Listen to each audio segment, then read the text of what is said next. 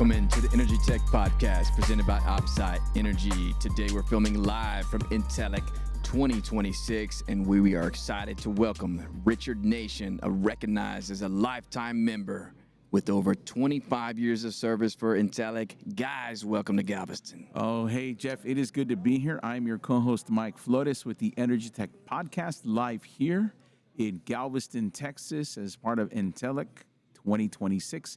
And we're glad to have our guest, Mr. Richard Nation, who is a lifetime member of ENTELEC. And Richard, it is good to have you on the show. Thanks, Mike. I really appreciate the opportunity to visit with you and give you a little bit of the history of ENTELEC. Absolutely. And Richard, I want you to just introduce yourself and talk about first, because there's a lot to talk about and unpack about ENTELEC. But I want you to talk about you for a second. You know, how long you've been a part of ENTELEC, you know, your history yourself, and then we're going to dive in about ENTELEC. Absolutely. I appreciate that. I've been in the oil and gas industry for over 40 years. Wow. I just retired right at 2 years ago. Okay. I've been blessed that I've been based in the Houston area with multiple companies here. Okay. And another blessing has been to participate with ENTELEC and be on the board. Yeah. The first ENTELEC I ever came to was back in 1984. Wow. Back when I had hair on top of my head. But, you know, the idea of coming to a show like this, the most important thing that they told me was go and network with the people and learn something. Yes. And surprisingly, the first year I came, I learned about this one piece of equipment that at the time the company was spending thousands of dollars to replace the whole unit whenever we had a failure. And whenever I went back to them, they said, well, Richard, what did you learn? I said, well, I learned that we could spend about $200 and another $100 on maintenance fees to get this part replaced instead of spending the thousands of dollars. So automatically that paid for my visit. Yeah. And ever since then, I've been coming and learning each year. Wow. So you would say that's what drove you to ENTELEC that first time back in 1984. Absolutely. Right?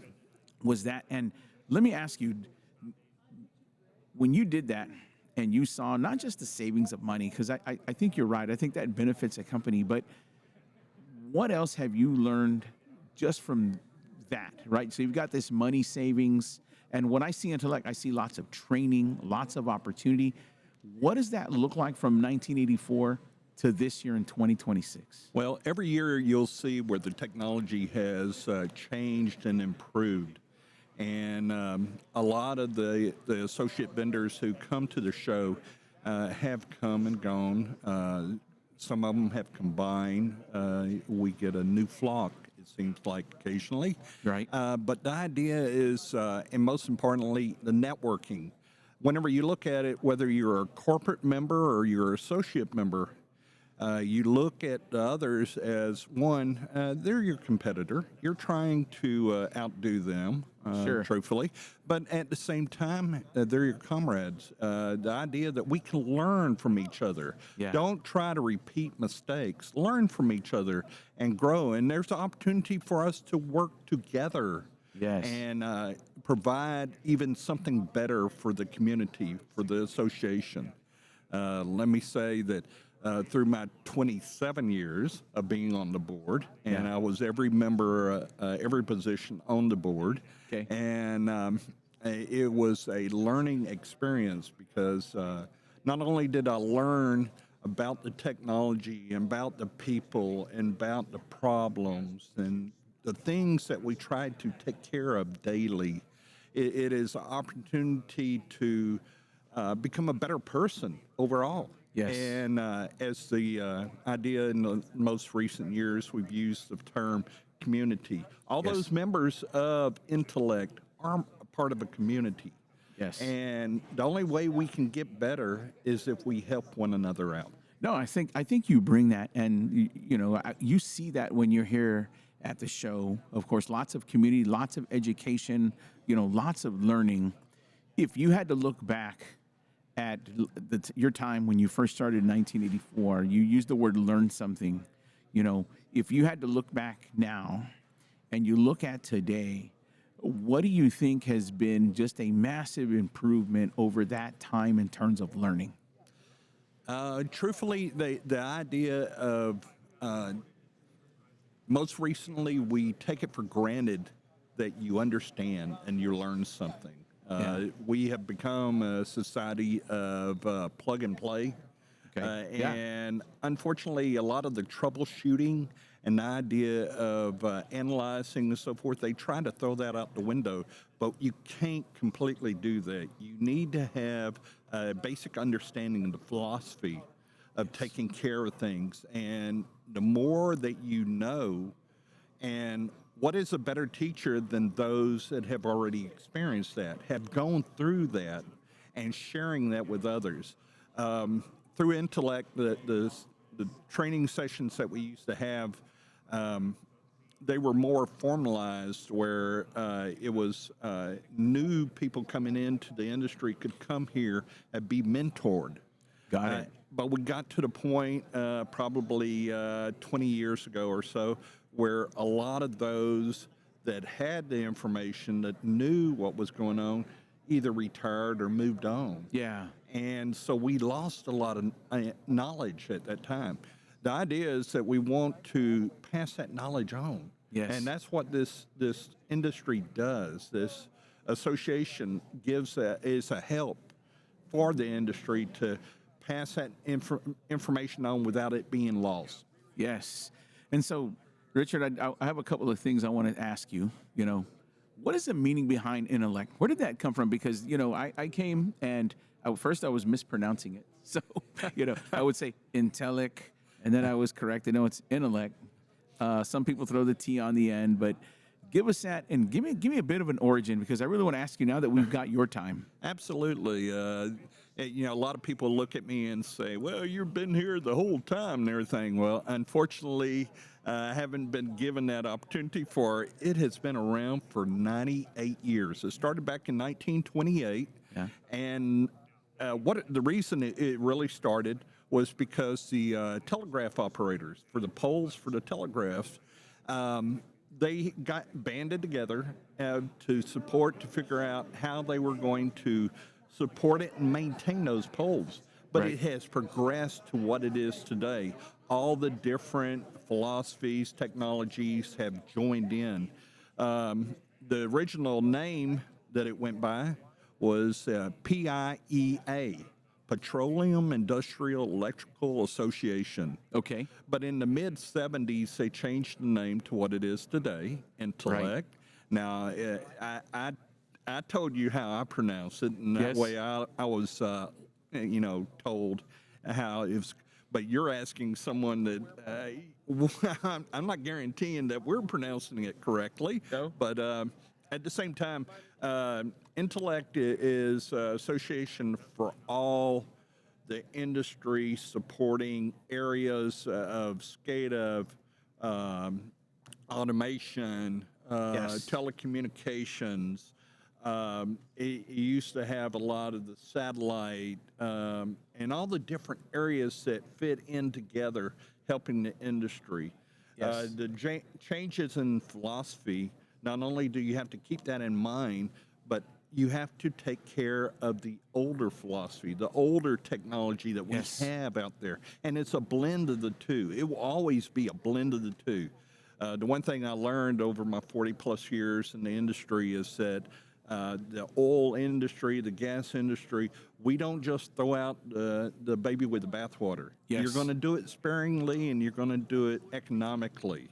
And Yes. so changes come gradually, and they have to blend together. Well, what you have to do is learn the old to make sure it continues to operate correctly, and blend it with the new Yes. and make it smooth. Yes. And Richard, you bring up a good point, and I'm gonna say it this way. I think you're right. I think there is a legacy of learning here at Intellect. You can see that the training tracks that are available. So they're not just people putting nice slides together or selling you something. This is more about teaching and learning, and in the community doing that. But I want to ask you this, Richard, because this is just so prevalent right now. And I would imagine, you've been a lifetime member. What do you think the impact is of artificial intelligence to the way of thinking now, do you think that that is something you see in the future as a lifetime member that is over the horizon, that you believe you can still marry with understanding the legacy of the past? Well, you said it correctly, marrying it together. It is going to be part of it, but it's not going to overtake it. Yeah. And everything.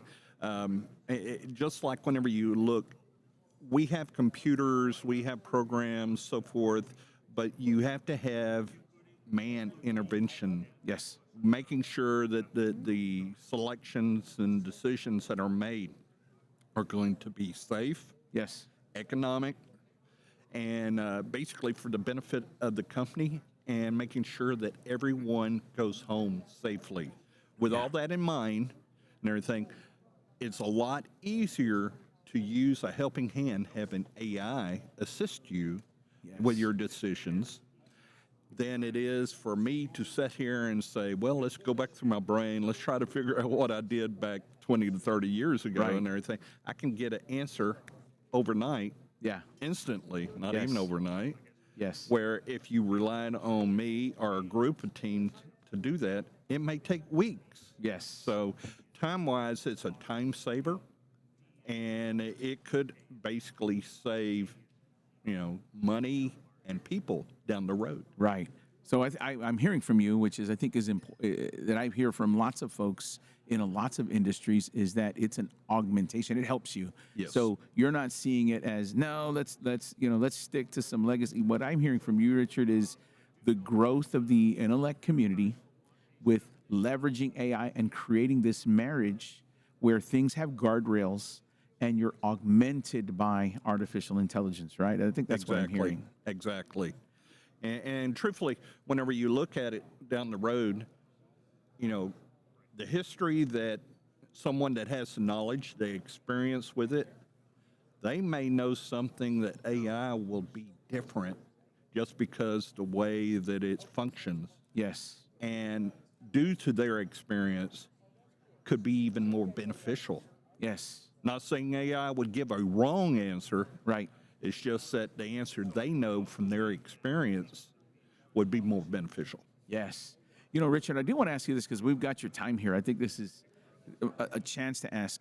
If you look back over the years, a few decades, what do you think you would like to see come to ENTELEC yourself? Like as a lifetime member, having lived through, having done this through quite a few presidents, administrations, technologies, changes, people, generationally, right? In your mind, what would you like to see come as in the horizon of ENTELEC? Very honestly, I'm hoping that I take great pride in the association. Yeah. And I'm hoping that people will understand that it is a benefit. It is bigger and more important than any one single person. Yeah. And the idea of it is an opportunity to come here and learn from others.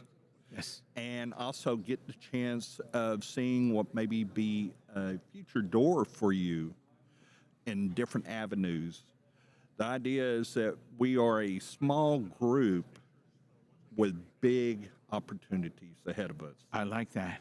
And the idea that whenever you look at the community, we seem to work together. Even though we are competitors, Sure. we try to help one another out. I keep emphasizing that. But I'm hoping that the new people, the way I learned about it, 40 plus years ago, Yeah. I learned about it because of the people that came prior to me. Yes. And so they get, you need to go to ENTELEC. Well, I don't need to go to ENTELEC. I don't know what ENTELEC is. Yes. But I came and it just lit a fire. Yes. And very much those that I have been encouraged over the year to come, they have similarly that fire lit, and they understand the benefits that you can gain by coming and becoming part of ENTELEC. You don't Yes. have to be part of the board. Right. You can come and serve on a technical committee. You can come and preside over some of the presentation. You can come and just walk the exhibit floor and learn from the people that are here. Yeah. The idea is that it is a learning opportunity. Got it. Let me ask you, since we're talking on the subject of learning, you've got the show that is here. If people missed it, is there something they may catch? I believe that you do offer the shows a small down version there in Odessa, right? I think it's Odessa. We have what we've been doing is we have the spring conference. Okay. And it's usually somewhere around the Galveston, Houston area. Prior, what we would do is a rotation between 4 cities. We would do it between Houston, New Orleans, Dallas, and San Antonio. Right. In the early 2000s, we included Austin on that rotation. Okay. But it got to the point where a lot of the oil and gas companies started centralizing in the Houston area. So we started basing it out of Houston. Okay. We've been given the opportunity over the last couple of years to do it here in Galveston. Okay. And it's a great venue. Okay. Love the town. But the idea of going back into Houston is a great possibility, just for the simple reason. During COVID, a lot of people started working remotely. Sure. And when it go into the downtown area, Yeah. they have changed that and gone back to going into that office. So now they will be present to attend, hopefully, Wow. to come and join us. But you mentioned about the fall fall conference, we call it fall seminar. Okay. Or at least I always did. Okay. That's been on a rotating basis of 2 or 3 years. We started in Denver, did it 3 years there. We went up to the Pittsburgh area and did it up there. And now we've done it out at Midland. Trying to reach out to some of the local people. Okay. Giving them an opportunity instead of having to come all the way into Houston or wherever the spring conference is being held. Give them an opportunity to come in and experience it on a smaller level. Got it. Well, Richard, you can always count on the Energy Tech podcast in fall. If you need that, it's a great way to get your voice and really share what you're learning here at ENTELEC. So we just want to let you know, I think we enjoy being here as part of the community and really sharing the message that ENTELEC has, which from you is a small community with big opportunity and learning is really what I'm catching from you. And you can catch them, we'll post that out for October. I think that we can do that as well. And Richard, man, it was great to hear the history of ENTELEC right from you, a lifetime member, Mr. Richard Nation. Well, Mike, I again want to thank you for this opportunity, but let me also throw out that we have ENTELEC.org, our website. Yes. And please, any questions or concerns, we'd love to see you come and become part of this community. Absolutely. And we'll post a link in this episode for ENTELEC.org. You can join. You can also like and subscribe. If you have questions about ENTELEC, we can answer those, direct you to the right folks. You can walk the floor here. You can join us at ENTELEC Live in Galveston, Texas. We'll be here today and tomorrow. And you can also meet Richard. Thanks again, Richard. I'm your co-host, Mike Flores, with the Energy Tech Podcast. Thank you, Mike. Greatly appreciate it. Thank you, Richard. This was good. I love it, man. This is a great episode.